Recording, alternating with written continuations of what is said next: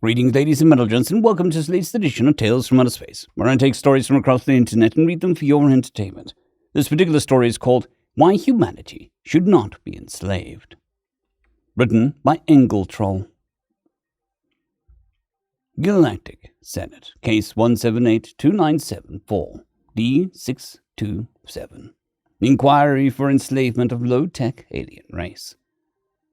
Tainu Jew sat in the pod halfway listening. There were 5 more inquiries before it was his turn. He was going through his arguments and reminding himself of all the information. They kept trying to sell the points.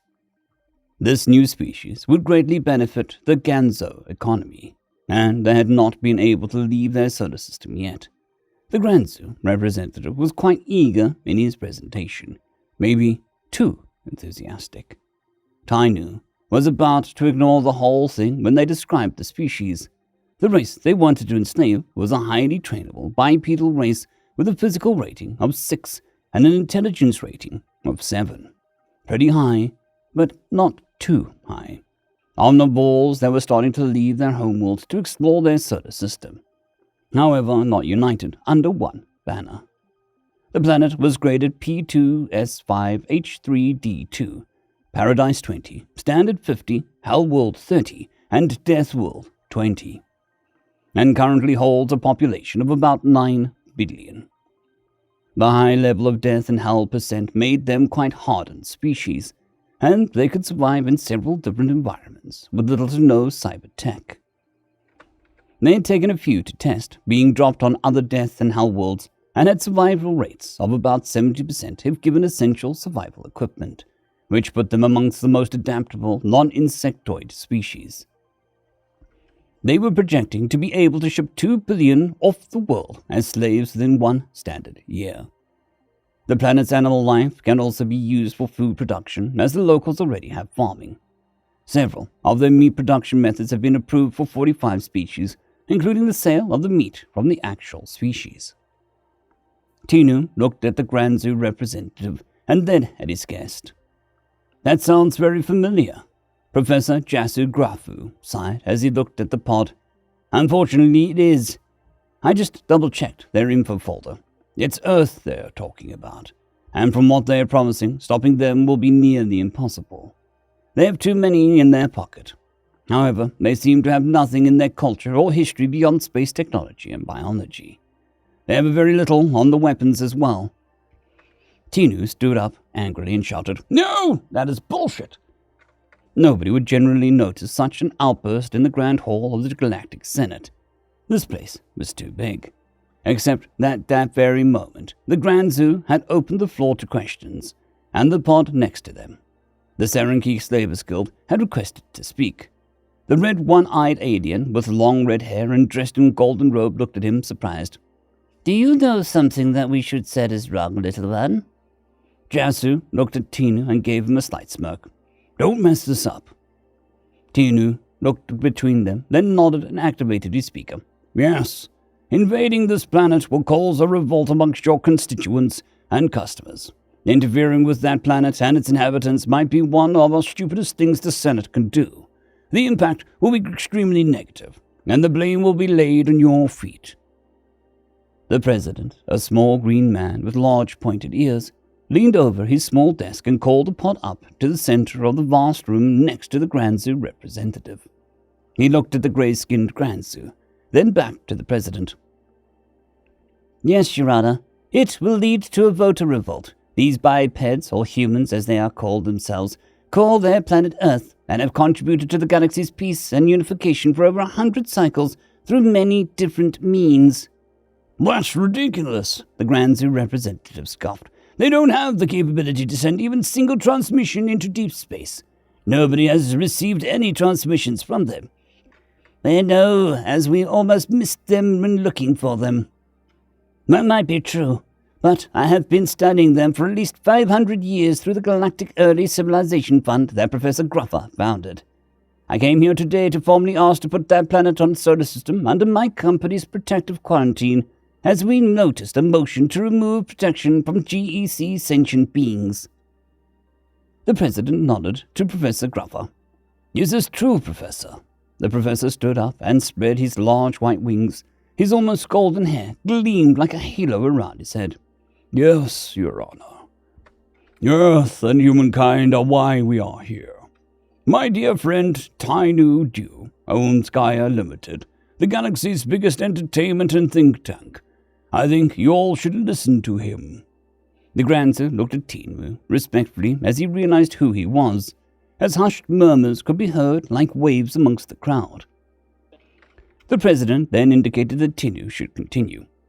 If you insist, my friend, please continue to tell us why we should place them under protective quarantine, as these two matters seem to contradict each other directly. Tinu took a deep breath. It was not the path he wanted to take, but he nodded to the professor and then looked at the Senate. How to explain this? Well, I could send you several terabits of research that we have about their culture, or I can show it much simpler. Then he slammed his hand twice on the rail of the pod, followed by a clap. He repeated the procedure 2 times. When he slammed his hand for the 3rd time, many of the younger senators had joined in, and he could see some were mouthing the words. He smirked and stopped. They made it. There was confusion amongst the senators. Was that an Earth song? What about this one? I'm going to make him an offer he can't refuse. Who among you haven't seen The Crime Lord? That movie is a remake of one of theirs called The Godfather. What about A Long Time Ago in a Galaxy Far, Far Away? Also theirs. Hell, we didn't even bother to remake that one. Luke, Han, and Leia are humans. That's what they look like. The room was quiet for a few seconds before erupting into a chaotic mess of shouts and questions. The President called for silence, so Tinu continued. Those are just some of the things that we've brought from them. The Galactic Games is a copy of their Olympic Games, and for the last 50 cycles, we have had peace following their sports programs, with no wars during the games. It stopped the Gorg-Wu-Lord War. Hell, they ended up finishing the war with a game of soccer. By the way, it is a human word and sport. What about literature? The Dark Lord's Ring is originally called the Lord of the Rings, or the works of Shakespeare, the actual name of Shakespeare, and human. His work was amongst those we gathered personally. We actually had to go down to their planet as it was written pre-wireless media technology. Our agents risked their lives for that one. He looked at the representatives of the Washu and smirked at the humanoid-looking warrior race with rigid skulls. A human might misunderstand them from a TV show. It was also a race who loved the works of Shakespeare the most. Not to mention our horror movies. Hell, our Bite movies scared the Busher out of the water. There was some laughter as the Busher representative had to agree, and he was an aquatic species. Still, he hoped he would never meet such a crazy monster as a shark. Again, originally called Jaws. But why stop there? They have made you all laugh. The Green Sheriff, the Blazing Saddles, or Help the Pilot died, called Airplane when they made it. And they invented stand-up comedy. And Please Insult Me. He looked to the professor, who kept sending out the movies in their original form to the representatives, and the remake they had made to make them more galactic-friendly. Now let's talk music. Who wants to tell your daughters they can't forget news and pop songs? That's K-pop for them. Battle word, which they call rap, is also theirs. Do you really want to tell that you enslaved the people? Who the youths that you enslaved and took away such artists as Ice Cube, Ice-T, Snoop Dogg, and Eminem? Your youth would kill you for that. Hell, why stop there? The symphony is also their invention. We have recordings of music that humans would kill for. Mozart, Bach, Beethoven, and Chopin, all human composers. We were down on Earth recording them originally, because we understood how fantastic it was. Something nobody in the whole galaxy has managed to do better than them. Your grandparents won't speak to you and probably disown you for enslaving the species that gave them that music. Humans are outdoing us in every form of culture and social invention. Speed dating? Them. Oh, let's not forget comic books. Even the naughty ones. Yes, we know you all read them. But they also invented the superheroes, who could develop a modern version of an old mythologies and make new stories. And they mix it all up in a way that works.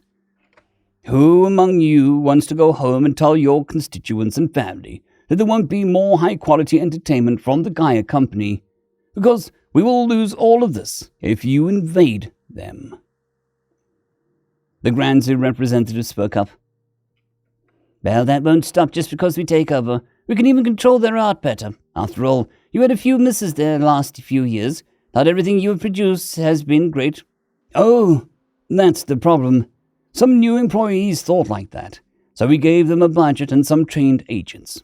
They sent down several of our agents to influence them, and those misses and flops you mention are from them. That's what happens when we try to control them. They'll be too eager to please, and because of that, you can forget Mozart, Bach, and Elvis. You'll end up with our crap. Let them evolve, and we get an ending to One Piece that is actually good. We don't have their creativity or abilities. Besides, what do you think will happen when they meet the Shasha? The crowd turned to look at the two Shasha envoys, and then it hit them. An burst of laughter could be heard throughout the crowd. At least they don't have an acid blood, but the humans will freak out. He smirked as the Shasha envoys took the joke with humor, and even waved their tails a little. But back to your point, when we tried to influence them, we got horrible results. We started to influence the movie industry, specifically one large company.